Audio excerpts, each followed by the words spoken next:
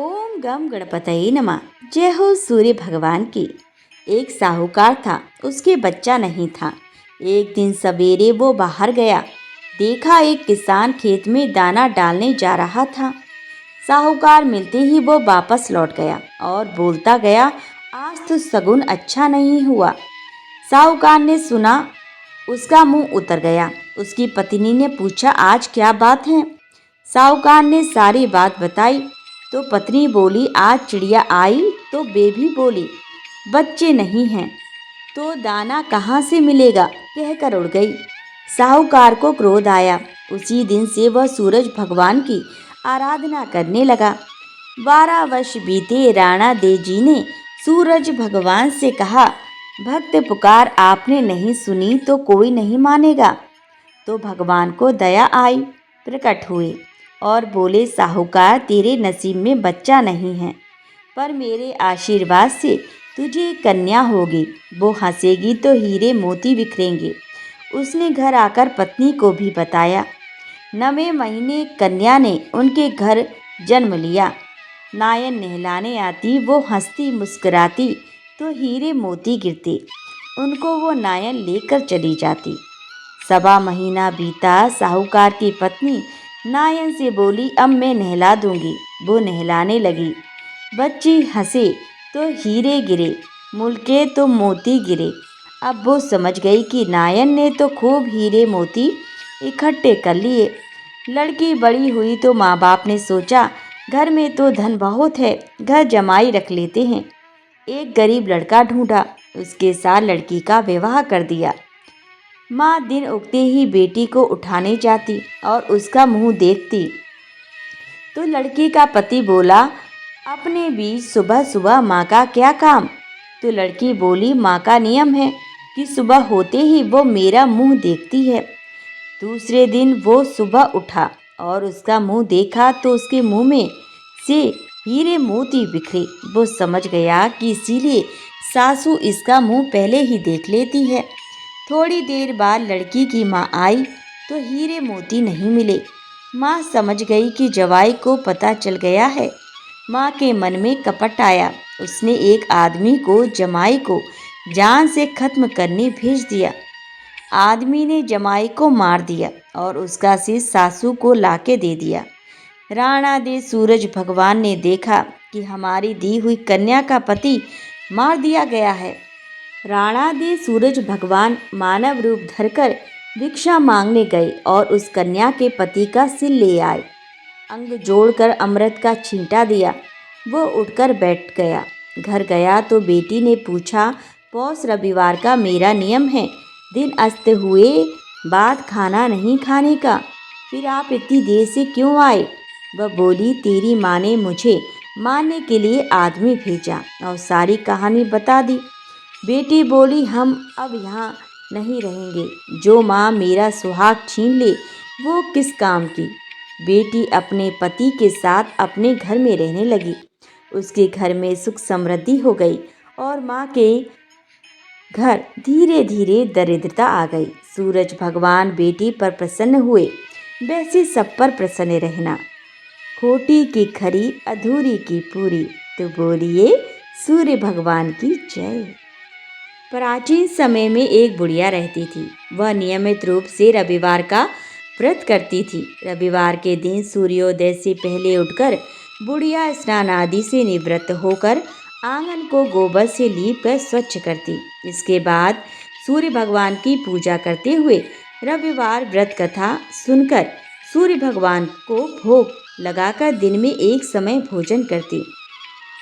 भगवान सूर्यदेव की अनुकंपा से बुढ़िया को किसी प्रकार की चिंता व कष्ट नहीं था। धीरे धीरे उसका घर धन धान्य से भर रहा था। उस बुढ़िया को सुखी होते देख उसकी पड़ोसन उससे बुरी तरह जलने लगी। बुढ़िया ने कोई गाय नहीं पाल रखी थी, अतः वह अपनी पड़ोसन से आंगन में बची हुई गाय का गोबर लाती थी। पड़ोसन ने कुछ सोचकर अपनी गाय को घर के भीतर बांध दिया। रविवार को गोबर न मिलने से बुढ़िया अपना आंगन नहीं लीप सकी। आंगन न लीप पाने के कारण उस बुढ़िया ने सूर्य भगवान को भोग नहीं लगाया। और उस दिन स्वयं भी भोजन नहीं किया। सूर्यास्त होने पर बुढ़िया भूखी प्यासी सो गई।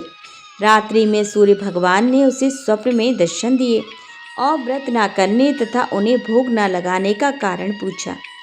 बुढ़िया ने बहुत ही तरुण स्वर में पड़ोसन के द्वारा घर के अंदर गाय बांधने और गोबर न मिलने की बात कही। भगवान सूर्यदेव ने अपनी अनन्य भक्त बुढ़िया की परेशानी का कारण जानकर उसके सब दुख दूर करते हुए कहा, हे माता, तुम प्रत्येक रविवार को मेरी पूजा और व्रत करती रहो। मैं तुमसे अति प्रसन्न हूँ और तुम्हें ऐसी गाय प्रदान करता हूँ जो तुम्हारे घर आंगन को धन धान्य से भर देगी। तुम्हारी सभी मनोकामनाएं पूरी होंगी। रविवार का व्रत करने वालों की मैं सभी इच्छाएं पूरी करता हूँ। मेरा व्रत करने व कथा सुनने से बांझ स्त्रियों को पुत्र की प्राप्ति होती है। स्वप्न में उस बुढ़िया को ऐसा वरदान देकर सूर्य भगवान अंतर्ध्यान हो गए। प्रातःकाल सूर्योदय से पूर्व उस बुढ़िया की आंख खुली तो वह अपने घर के आंगन में सुंदर गाय और बछड़े को देखकर हैरान हो गई। गाय को आंगन में बांधकर जल्दी से उसे चारा लाकर खिलाया। पड़ोसन ने उस बुढ़िया के आंगन में बड़ी सुंदर गाय और बछड़े को देखा तो वह उसे और अधिक जलने लगी।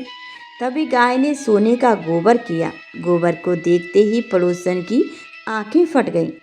पड़ोसन ने उस बुढ़िया को आस-पास न देखकर तुरंत उस गोबर को उठाया और अपने घर ले गई तथा अपनी गाय का गोबर वहां रख आई।